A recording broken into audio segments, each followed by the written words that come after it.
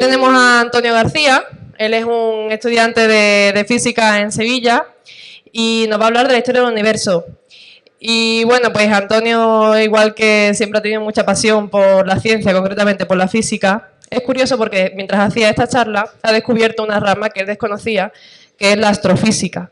Y el otro día me decía, pues fíjate, me la estoy planteando como salida profesional. Así que gracias a este proyecto a lo mejor tenemos un futuro astrofísico. Y con él lo dejo. Un fuerte aplauso.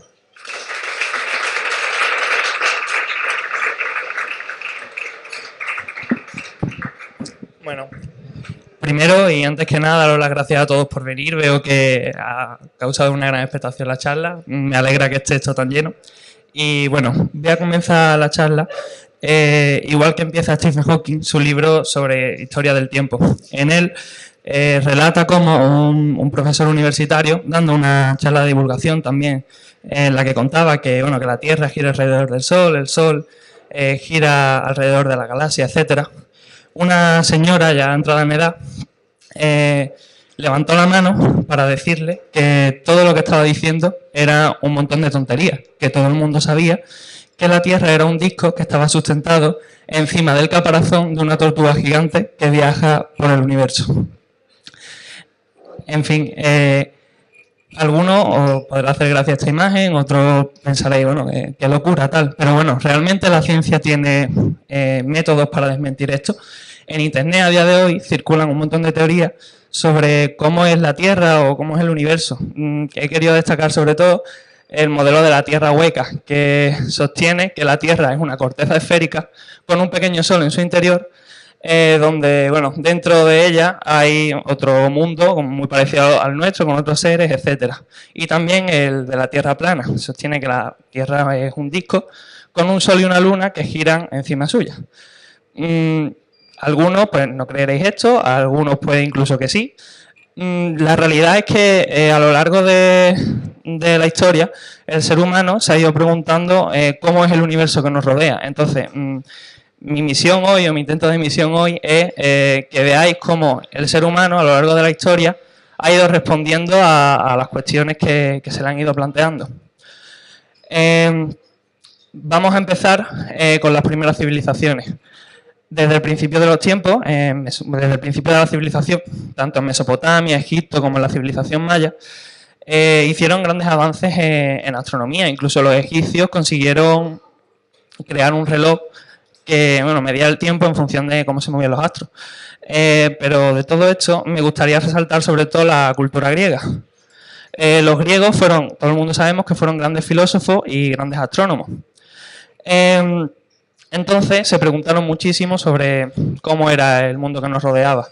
Cabe destacar que muchas de estas preguntas se las hacían sobre todo porque pensaban que los astros nos afectaban, ¿no? Astrología y astronomía verdaderamente estaban dadas de la mano en el mundo antiguo. Hoy sabemos que esto no es así. Mientras que la astronomía es una rama de la física que busca saber cómo es el universo a partir de un método científico, de la observación y de las matemáticas, la astrología es una pseudociencia que basa sus creencias en que los astros nos afectan tanto en el presente como en el futuro. A esta segunda, la ciencia no le da ninguna credibilidad. Pero me parecía interesante resaltar como curiosidad de qué creían los griegos. Bueno, una de las preguntas que más se hacían los griegos es la forma de la Tierra. Bueno, ya en épocas de Aristóteles se dieron cuenta de que la Tierra no podía ser plana. Resaltaron que la Tierra debía ser circular. Uno de los argumentos que más me llamó la atención de por qué la Tierra era circular es que cuando tú estás en el puerto y ves venir a un barco, lo primero que ves venir es el mástil principal, después las velas y ya después el casco del barco. Si la Tierra fuera plana, verías venir el barco entero y es algo que no es así. Con lo cual, estas, bueno, fueron una de las muchas evidencias que les dieron a pensar que la Tierra era esférica. Aristóteles, además, por causas místicas, pensaba que la Tierra era el centro del universo. Siempre se ha creído que el ser humano era especial y, por tanto, pues tenía que estar en el centro. Ptolomeo tomó esta afirmación y creó un modelo astronómico en torno a ella. En concreto, ese modelo astronómico decía que la Tierra era el centro del universo, los astros que se conocían entonces giraban en torno a ella, y al final del todo había un casco esférico de estrellas fijas, que corresponden a las estrellas que vemos en el cielo por la noche. Este modelo persistió mucho en el tiempo, hasta el siglo XVI aproximadamente, sobre todo porque bueno, todos sabemos la influencia que tenía la Iglesia en esa época. Y concordaba muy bien este modelo con la interpretación que se hacía de las escrituras de que el ser humano era algo especial, tenía que ser el centro del universo. Pero no fue eso, hasta el siglo XVI cuando Copérnico, en base a sus observaciones, se dio cuenta de que esto no podía ser así. Copérnico, según sus observaciones, se dio cuenta de que el modelo de universo debía ser el Sol en el centro y los planetas girando en torno a él, con la Luna girando alrededor de la Tierra. Este modelo estuvo oculto durante muchísimo tiempo, sobre todo porque tenía miedo a que su propia Iglesia, porque él era sacerdote católico, lo condenara por hereje. Entonces, se mantuvo oculto mucho tiempo este modelo hasta que 3 científicos, en base a sus observaciones, lo corroboraron y ya se mantuvo como único modelo. La primera observación recalcable fue la observación de Galileo. Galileo construyó el primer telescopio y observó que en Júpiter había unos astros que giraban en torno a Júpiter. Luego, si había astros que no giraban en torno a la Tierra, sino que giraban en torno a otra cosa, en este caso Júpiter, ¿por qué iba a ser la Tierra el centro del universo? Era al menos para ponerlo en duda. Luego, Kepler se dio cuenta, observando también el cielo, de que las órbitas de los planetas, de girar en torno a la Tierra, debían tener órbitas muy raras, incluso hacer espirales y unos movimientos muy extraños. Sin embargo, dibujando y según sus cálculos, se dio cuenta de que si colocaba el Sol en el centro, los planetas giraban en torno a él formando una elipse. No llegaba a ser un círculo, que es lo que se pretendía, pero sí que era más creíble que los astros giraran haciendo elipses que haciendo cosas muy extrañas. La tercera confirmación llegó con Newton. Newton escribió un libro, El Principio de Matemática, en el cual describía cómo se movían todos los objetos dentro de la Tierra y fuera de ella. En concreto, para los movimientos celestes, postuló la ley de gravitación universal. En ella se afirmaba que los cuerpos ejercían fuerza entre ellos por el simple hecho de tener masa. Luego, dos cuerpos como la Luna y la Tierra, que son muy básicos, debían tener fuerzas que los ligaran. Esto, de ser así, el cuerpo con más masa debía estar en el centro y el cuerpo con menos masa girar en torno a él. Luego, si se sabía que el Sol tenía más masa que la Tierra, no tenía ningún sentido que el Sol girara en torno a la Tierra. Luego, con estos tres argumentos, se verificó que realmente no éramos el centro del universo. Bien, con la ley de gravitación de Newton estuvimos 2 siglos trabajando con ella y descubriendo el universo. Era una ley súper eficaz. Conseguimos tener muchísimos conocimientos sobre el universo que nos rodea. Sin embargo, llegamos a un punto en el que no podíamos saber nada y nosotros queríamos seguir, pero no teníamos los conocimientos para saber más sobre el universo, hasta que de repente se nos encendió una luz. Además, nunca mejor dicho, a finales del siglo XIX conseguimos establecer una teoría electromagnética para la luz. Descubrimos cómo se movía la luz. Vamos a empezar, ¿vale? De nuevo, volvemos a la época de Newton. Newton ya sabía que si nosotros hacíamos pasar la luz blanca a través de un prisma, nosotros teníamos un arco iris. Esto es algo que hemos visto todos un día de lluvia. Bien, la realidad es que si tomamos ese arco iris y hacemos las observaciones lo más precisas posibles, obtenemos lo siguiente, y es que el arco iris no es totalmente continuo. Tenemos algunas rayas negras en ciertos puntos de nuestro arco iris, ¿no? Esas rayas negras no están puestas ahí arbitrariamente, sino que dependen de la composición material del cuerpo. Es decir, por ejemplo, esto es el espectro del Sol. Que las líneas estén concretamente en estos puntos son porque, sobre todo, el Sol está formado por 2 elementos de la tabla periódica, helio e hidrógeno. Si estuviera compuesto por otros elementos, las líneas estarían distribuidas de otra forma.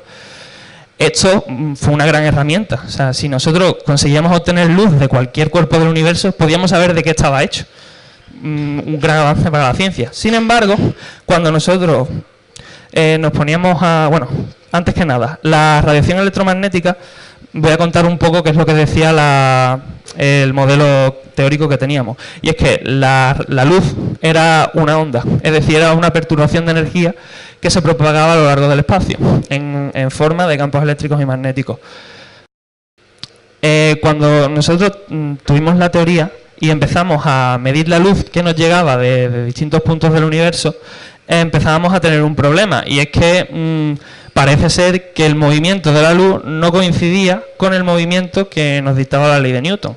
Entonces, claro, ¿qué podíamos hacer?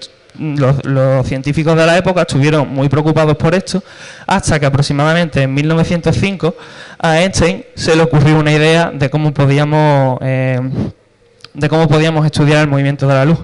Einstein, en torno a esa época, trabajaba en una oficina de patentes. O sea, a él le llegaba un invento y decía si valía o no valía, etcétera. Bueno, pues mientras hacía este trabajo, el hombre se aburría muchísimo y se empezaba a plantear problemas mentales, ¿no? Problemas que se inventaba él. Una pregunta que se hizo fue la siguiente: si nos moviésemos a la velocidad de la luz, ¿veríamos a la luz parada? Esta pregunta puede ser un poco complicada, pero vamos a suponer, ¿vale?, el siguiente caso. Tenemos un tren que se está moviendo con una velocidad dada. Nosotros, desde fuera del tren, sabemos que lo que se está moviendo es el tren. Sin embargo, si suponemos un padre y un hijo que van dentro del tren y esos miran por la ventanilla, lo que ellos están viendo es que el tren se mueve hacia atrás. O sea, que los árboles, perdón, se están moviendo hacia atrás. Si nosotros, en lugar de poner árboles, pusiéramos un tren que se mueve a la misma velocidad a su lado, y en el otro tren se vieran, por ejemplo, a un niño con su perro, tanto el padre como el hijo verían que el niño y el perro se mueven a la misma velocidad que ellos, no siempre estarían viéndose. Luego, ahora, en lugar de suponer que tenemos un tren, vamos a suponer que tenemos un haz de luz que se mueve igual que el tren. Si seguimos la mecánica de Newton, nos dice que ese rayo de luz debería estar parado, ¿no? Igual que nosotros nunca dejamos de ver al perro y al niño, siempre estaríamos viendo el rayo de luz. Bueno, la respuesta es que no. Según la teoría de Einstein, el rayo de luz va siempre a la misma velocidad, independientemente de la velocidad a la que tú te muevas. Esto es una cosa que no es totalmente antiintuitiva, no podemos verlo. Pero sabemos que es así por diversos experimentos y por los postulados de la teoría de Einstein. Entonces, ¿qué podemos hacer para solucionar este problema? Si la luz se mueve siempre a la misma velocidad y tomamos los postulados de Newton, hay algo que no funciona. Entonces a Einstein se le ocurrió la siguiente idea, y es que en lugar de considerar un espacio de 3 dimensiones y un tiempo que siempre se mueve hacia adelante, lo que hizo fue considerar un espacio de 4 dimensiones. Aquí vemos esquematizado dicho espacio. En el eje horizontal veríamos el espacio tal como lo conocemos, y en el eje vertical veríamos el tiempo. En este plano se podría describir cualquier movimiento de cualquier cuerpo. Por ejemplo, supongamos el tren que se mueve a una velocidad dada, que se está moviendo hacia la derecha. Bueno, pues sabríamos que el tren se está moviendo hacia la derecha y que además se mueve hacia adelante en el tiempo, porque hacia atrás no podemos movernos. Luego, el tren describiría una recta aproximadamente así. ¿Por qué dentro de este triángulo? Bueno, aquí están trazadas el movimiento de 2 haces de luz. Y sabemos que nada puede moverse más rápido que la luz, luego el movimiento de cualquier cuerpo tiene que estar dentro de este triángulo. Asimismo, si fuésemos atrás en el tiempo, debería estar dentro de este triángulo. Bien, esta es la teoría de la relatividad especial de Einstein. Sin embargo, esto empieza a fallar cuando empezamos a considerar fuerzas gravitatorias, cuando empezamos a meter masa en ese modelo. Entonces, ¿qué ocurre? Vamos a suponer que este plano representa el universo y vamos a hacer un mallado. ¿Qué ocurre cuando metemos materia? Bueno, pues lo vamos a ver en un pequeño experimento. Necesito 3 voluntarios. Prometo que no voy, o sea, ni los voy a poner en compromiso, ni les voy a preguntar nada, simplemente es para poder hacer el experimento. ¿Alguien se anima? Por allí uno, por aquí otro y por allí otro. ¿Venís los 3?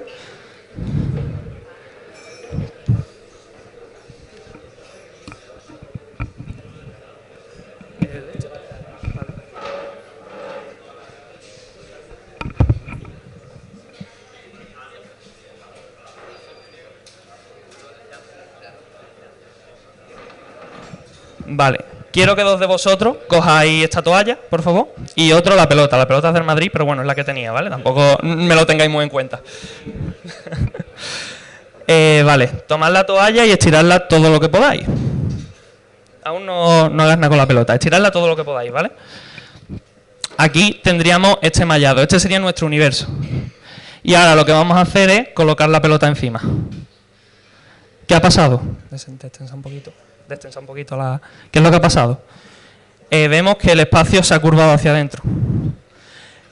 Lo mismo ocurre cuando metemos aquí materia. Si nosotros ponemos el Sol, lo que ocurre es que la malla espaciotemporal se curva. Si ponemos la Tierra también se curva, pero menos porque tiene menos masa. Bien, ahora, ¿qué es lo que ocurre si metemos aquí... estirarlo un poquito más, por favor. ¿Qué ocurre si metemos aquí otro cuerpo? Por ejemplo, esta canica. Espero que se vea bien. Lo que ocurre es que la canica se verá atraída por la primera masa. Esto es la gravedad. Es decir, ya podéis quitarlo todo. Muchas gracias. Un aplauso para los tres por salir voluntarios, por lo menos. A ver.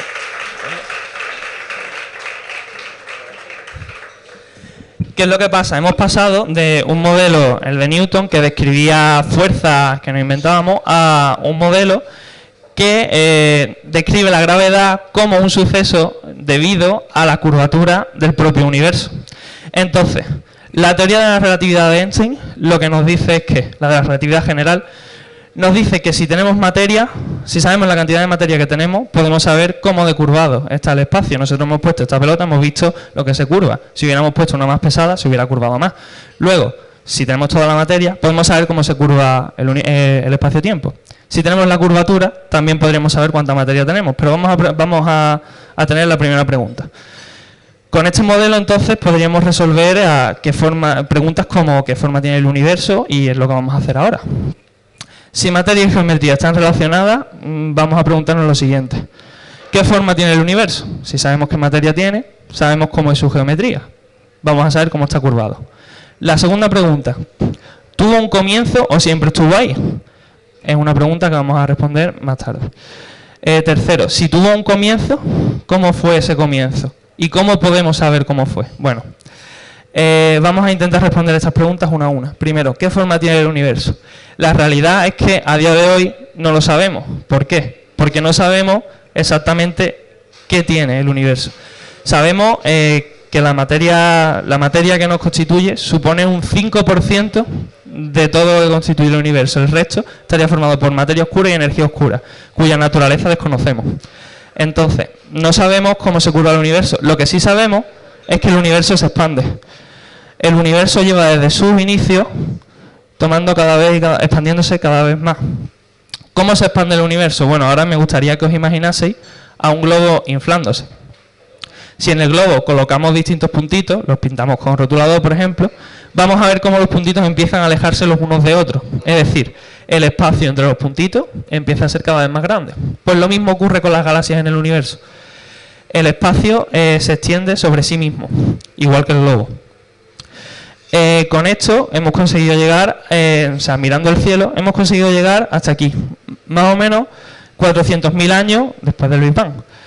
¿Qué información tenemos acerca de este periodo? Bueno, pues durante mediados del siglo XX unos científicos descubrieron una radiación rara. Esa radiación es la radiación cósmica de fondo de microondas, radiación que vemos aquí mejor expresada. Esta foto se conoce como la foto más antigua del universo. Esto es radiación que proviene del Big Bang. El Big Bang tuvo lugar y tuvieron que pasar 400.000 años hasta que emitió la radiación tal y como hoy la conocemos. Esa radiación fue captada por distintos sensores, telescopios, etcétera, y obtuvimos esta foto. A partir de esta foto podemos sacar muchísima información del universo, principalmente cómo se expande el mismo. Pero tenemos una limitación, y es que, como hemos dicho antes, son 400.000 años después del Big Bang. Antes no podemos saber nada. Bien. Ahora, ya me habéis oído hablar de Big Bang. ¿Quiere decir eso que el universo tuvo un comienzo? Pues parece ser que sí. Es evidente que si el universo no para de expandirse, Si retrocedemos atrás en el tiempo, el universo no pararía de contraerse hasta acabar en un punto. Un punto donde se condensaría toda la materia, toda la energía y todos los componentes que conforman el universo. Evidentemente solo podemos retrasar el tiempo hasta aquí. ¿Por qué? Ahora es cuando voy a responder a la pregunta. ¿Qué había antes del Big Bang? La respuesta a eso es que no tiene sentido preguntarse qué había antes del Big Bang, si el espacio y el tiempo tienen lugar en el Big Bang. Con lo cual podemos suponer que el Big Bang fue el inicio de todo. Antes no tendría sentido preguntarse qué hay. En fin, volviendo a la foto anterior, lo que sí sabemos es, como he dicho, 400.000 años después del propio. Y sabemos que antes había una especie de conglomerado de energía y de materia que no sabemos muy bien describir. Hay una forma de describirlo y es la teoría inflacionaria, pero es una teoría que aún no está 100% comprobada. Entonces no voy a hablar de ella ni en detalle. Si queréis después información en la ronda de preguntas, pues la daré. No obstante, a día de hoy se está intentando descubrir cómo era ese universo primitivo. ¿Cómo se hace? Pues se estudian los neutrinos, que son partículas elementales que todavía no conocemos mucho de ellas. Teóricamente sí, pero es muy difícil medirlas, entonces no tenemos la información suficiente. Y también con las famosas ondas gravitacionales, que bueno, LIGO, que es la organización que las estudia, se ha llevado el premio Nobel este año por ser los primeros en detectarlas. Y también, por supuesto, con el estudio de agujeros negros. De agujeros negros podría hablar otros 20-30 minutos, porque es un tema muy denso. Pero como es lo que tenemos, pues lo que os voy a invitar es a que leáis a Stephen Hawking, que además de ser un gran divulgador científico, dedicó su vida investigadora a estudiar los agujeros negros. Y seguro que os puede dar muchísima más información que yo. Con lo cual, dicho esto, acabo la charla de hoy y quería alentaros a que preguntéis, porque si, como he dicho al principio, esta señora mayor levantó la mano para decir que el universo estaba sustentado encima de una tortuga gigante, no quiero yo que ahora ninguno aquí tenga miedo a preguntarme nada. Así que nada, muchas gracias por vuestra atención.